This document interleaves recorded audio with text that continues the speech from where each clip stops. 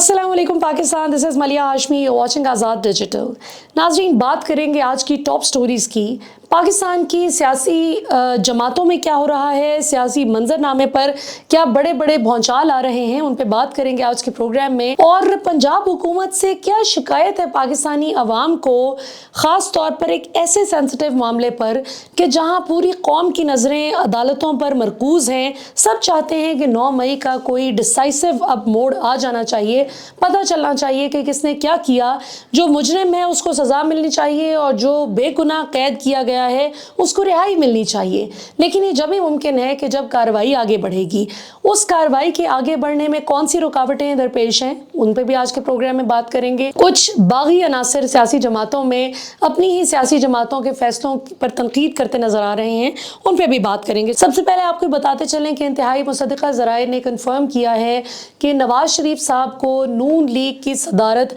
वापस मिलने का बड़ा वाज़े इम्कानात नज़र आ रहे हैं। शायद इसकी ये वजह है कि नून लीग हालिया जो सूरत हाल है उसमें शहबाज शरीफ साहब की बतौर सदर मुस्लिम लीग नून कारकर्दगी से मुतमईन नहीं। ये भी ऐन मुमकिन है कि नवाज शरीफ साहब खुद ही मुतमईन ना हो शहबाज शरीफ साहब की मौजूदा कारकर्दगी से, लिहाजा नवाज शरीफ साहब के पास वापस पार्टी की सदारत जाने के बड़े वाज़े इम्कानात जो है वो ज़राए के मुताबिक इसकी तस्दीक हो रही है।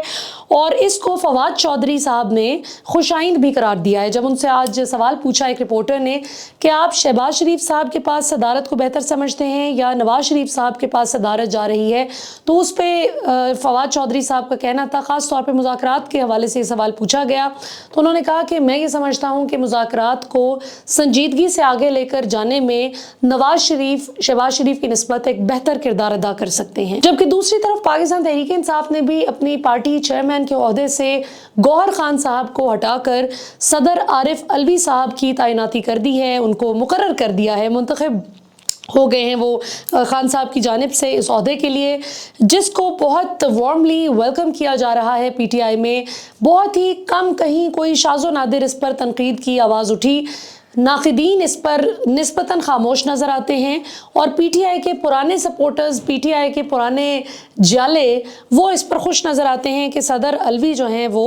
पुराने चूँकि साथी हैं खान साहब के और बड़े अहम सदारती ओहदे पर भी फाइज रह चुके हैं, मुल्क की सदारत कर चुके हैं, तो शायद आगे आने वाले दिनों में वो मुज़ाकरात जो सियासी जमातों से हों, जो पाकिस्तान तहरीक इंसाफ को किसी स्ट्रेटजी वाइज इम्प्रूव करना है जिन जिन फ्रंट्स पे, उन पे बहुत से पीटीआई सपोर्टर्स को लगता है कि आरिफ अलवी साहब एक बेहतर किरदार अदा कर सकेंगे। अब आते हैं जी इंसदाद दहशत गर्दी के जजेस की तकर्री के मामले पर जो मामला उठा है उस पर ज़रा बात करते हैं। Chief justice Lahore high court के ख़िलाफ़ आप देख रहे होंगे कि जिस तरह उमर अता बंदियाल साहब के ख़िलाफ़ एक बड़ा माहौल बनाया जाता था, सोशल मीडिया पर खूब तनकीद की जाती थी कि जी ये बंदियाल कोर्ट्स हैं, सुप्रीम कोर्ट को भी बंदियाल कोर्ट का नाम दे दिया गया था और नून लीग के ज़राए हमें अनऑफिशियली बताते थे, जो बाद अज़ां उनकी बात दुरुस्त भी साबित हुई, कि नवाज शरीफ साहब तब तक लंदन से पाकिस्तान वापस नहीं आएंगे जब तक काजी फ़ाइज़ ईसा सुप्रीम कोर्ट के चीफ जस्टिस के ओहदे पर फाइज नहीं हो जाते। और उमर अता बंदियाल साहब के हवाले से बड़े सीरियस रिजर्वेशंस थे नून लीग को। वो कानून की नज़र में कितने सीरियस या नॉन सीरियस रिजर्वेशंस थी वो एक बहरहाल अलग मामला है। तो सियासी तौर पर उनको किसी भी तरह बंदियाल साहब सूट नहीं कर रहे थे, बावजूद इसके कि उमर अता बंदियाल साहब वो हैं कि जिनके सुप्रीम कोर्ट के चीफ जस्टिस होते हुए रात के 11 बजे उस वक्त भी अदालतें खुली जब इमरान खान की हुकूमत का तख्ता उल्टा जाना था। उस वक्त भी बंदियाल साहब ने पीटीआई के मौक़िफ़ की हिमायत नहीं की थी। जब पीटीआई कहती थी कि सेनेट में ओपन बैलेटिंग होनी चाहिए, तो बंदियाल साहब ने पीटीआई के मुखालिफिन की का जो सोच थी, उनका जो तकाज़ा था, उसकी तौसीक़ की थी कि बिल्कुल सीक्रेट बैलेटिंग ही होनी चाहिए सेनेट इंतखाबात में। सीक्रेट बैलेटिंग के हवाले से इमरान खान साहब का मौक़िफ़ था और अभी भी है कि हॉर्स ट्रेडिंग यानी ज़मीरों की जो ख़रीदो फ़रोख्त होती है फ्लोर पर, फ्लोर क्रॉसिंग जो होती है, इसका रास्ता रोकने का एक ही तरीका है कि ओपन बैलेटिंग हो जाए। خیر، لیکن ان فیصلوں کو بھول گئی ہے ہماری اس وقت کی جو حکمران جماعت ہے، وہ بھول گئے ہیں کہ بندیال صاحب کہاں کہاں ان کے فیصلوں سے فائدہ ہوتا رہا سیاسی طور پر۔ N71 میں نون لیگ نے صرف 13 پولنگ سٹیشنز مانگے تھے ری پول کے لیے، لیکن بندیال صاحب نے پورے حلقے میں ری پول دے دیا اور بعد ازاں نون لیگ نے وہ سیٹ جیتی تھی، ڈسکا کی جو سیٹ تھی۔ تو یہ کہنا بڑی نامناسب سی بات ہے کہ بندیال صاحب کسی ایک سیاسی جماعت کے حق میں یا ان کے خلاف تھے۔ سملرلی اب اسی قسم کا پریشر ہم chief justice Lahore high court پر بلڈ ہوتا ہوا دیکھتے ہیں۔ شہزاد ملک صاحب کے خلاف ایک باقاعدہ ہم ایک مہم دیکھ رہے ہیں سوشل میڈیا پر، ان کا طرح طرح سے تمسخر اڑایا جا رہا ہے، اور اس کی بنیادی سیاسی وجہ ہمیں یہی سمجھ میں آتی ہے، جو سیاستدانوں کو جو تکلیف ہو رہی ہے وہ یہ کہ انہوں نے چونکہ انسداد دہشت گردی کی عدالت کے ججز کی تعیناتی کے لیے جو نام انہوں نے جن 5 ججز کے پروپوز کیے ہیں، ان کا معاملہ دبا کر بیٹھ گئی ہے پنجاب گورنمنٹ۔ اس میں ایک بڑے تاریخ کی بڑی کانکریٹ ثبوتوں کی روشنی میں یہ بڑی ایک ٹھیک ٹھاک قسم کی تگڑی اسیسمنٹ ہے، لوگوں کی آبزرویشن ہے کہ عین ممکن ہے کہ یہ وہ جج صاحبان ہوں جو کسی سیاسی جماعت کی نہ سنتے ہوں، جو کسی پریشر میں نہ آتے ہوں، جو صرف میرٹ پر اپنے ضمیر کی آواز کے مطابق اور تمام تر شواہد اور ثبوتوں کی روشنی میں فیصلہ دینے کی شہرت رکھتے ہوں۔ اس حوالے سے بھی عین ممکن ہے کہ ان کا معاملہ پنجاب حکومت نے سیاسی وجوہات کی وجہ سے اب دبا دیا ہو، کیونکہ ایک طرف جو جماعت، جو حکومت 9 مئی کرتی نظر آتی ہے، جب ان سے ان کی کارکردگی کے حوالے سے سوال پوچھا جائے تو یہ کہتے ہیں کہ پی ٹی آئی نے 9 مئی کیا تھا۔ جب ان سے پوچھا جائے کہ گندم سکینڈل پر $1 ارب یہ جو معاملہ اٹھا ہے، $1 ارب کی آپ کو گندم امپورٹ کرنے کی کیوں کر ضرورت پیش آ گئی، کہ جس پر حنیف عباسی اب حکومتی وزراء بھی اب یہ بات برملا کہتے نظر آتے ہیں ٹی وی پر، بشمول حنیف عباسی صاحب، کہ جی 85 ارب روپے کی کرپشن، 85 ارب روپے کی کرپشن صرف ایک حکومتی شخصیت نے کی ہے، جن پر الزامات عائد کیے جا رہے ہیں۔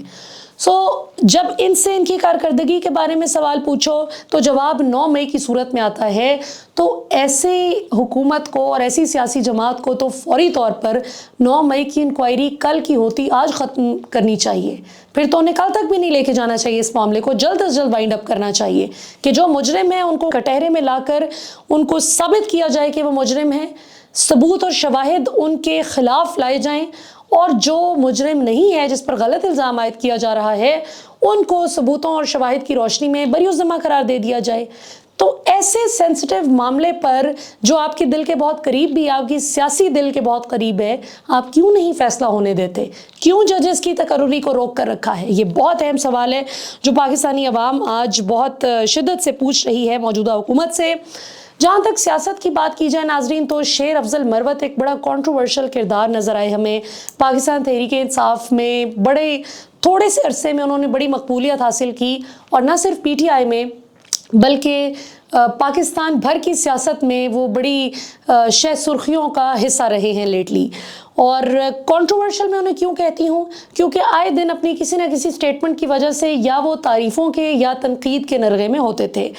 آج باوجود اس کے کہ لیٹلی انہوں نے پی ٹی آئی جب ساری تقریباً تمام تر قیادت دبک کے بیٹھ گئی تھی، تو ایسے میں انہوں نے لوگوں کو نکالا، لوگوں کو ارج کیا کہ نکلو، احتجاج کرو عمران خان کی رہائی کے لیے۔ وہیں پہ ان سے ایک ایسا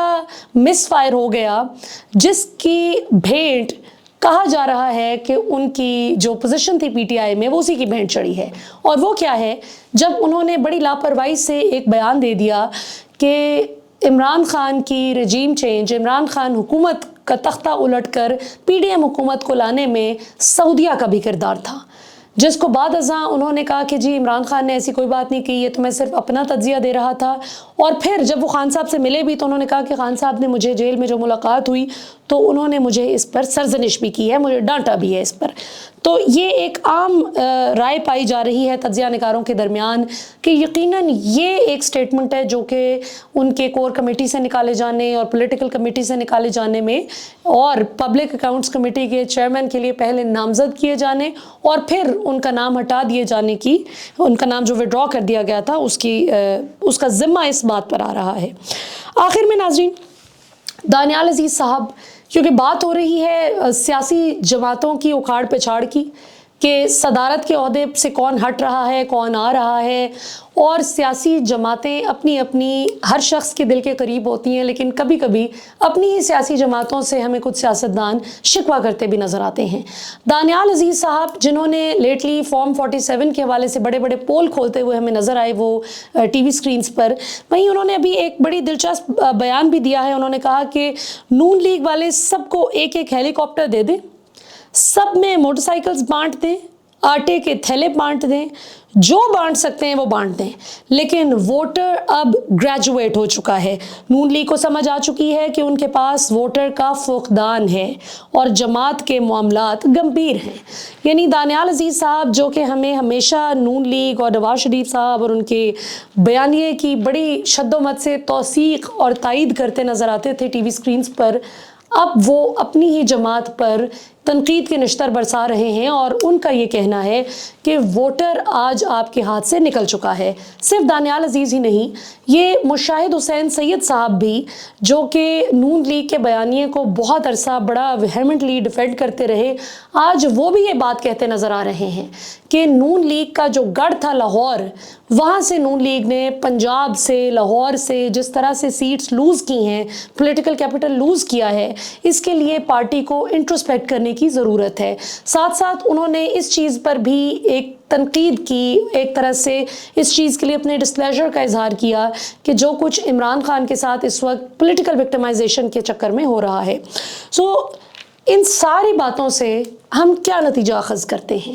نتیجہ صرف ایک ہے کہ آج پاکستان کا ووٹر باشعور ہو چکا ہے۔ آج سیاسی جماعت کوئی بھی ہو، اس کا ووٹر اب سوال کرتا ہے، وہ جاننا چاہتا ہے کہ اس کا ٹیکس کا پیسہ کہاں جا رہا ہے۔ آج وہ مین سٹریم کا جو ہوتا تھا نا کہ شام 7 بجے سے لے کے رات 11-12 بجے تک ٹی وی سکرینز پہ اینکرز بیٹھتے تھے اور ساتھ 3 مہمان بٹھاتے تھے، وہ 3 کوکڑ لڑتے تھے آپس میں، اور اس کے بعد اللہ اللہ خیر صلاح اس لڑائی کی ریٹنگ آ جاتی تھی، اور عوام بھی کھانا کھا کے ڈنر کر کے بس ٹی وی ٹاک شوز دیکھ کر ایک بیانیہ ذہن میں بناتی تھی اور سو جاتی تھی۔ آج ایسا نہیں ہوتا۔ آج کا ووٹر بڑا باشعور ہے اور وہ ایک ایک بات کی جانچ پڑتال کرتا ہے، وہ ایک ایک چیز کو کراس چیک کرتا ہے کہ جو ہمیں بتایا جا رہا ہے کیا ہمیں بھیڑ بکریاں سمجھ کر بے وقوف بنانے کی کوشش کی جا رہی ہے یا ہم سے سچ بولا جا رہا ہے فار ونس۔ اب سیاسی جماعتوں کے لیے سیٹ بیلٹس باندھنے کا وقت آ چکا ہے۔ اب سیاسی جماعتوں کو جواب دینا ہوگا اپنے فیصلوں کا بھی اور اپنی کارکردگی کا بھی۔ 9 مئی نون لیگ کی کارکردگی کا جواب نہیں ہے، اور علی امین گنڈا پور صاحب جس طرح سے آج کل بہت ہمیں گورنر راج پر بہت زور و شور سے بیان بازی کرتے نظر آتے ہیں کہ گورنر راج کا سوچا بھی تو تمہیں چھوڑیں گے نہیں، جبکہ دوسری طرف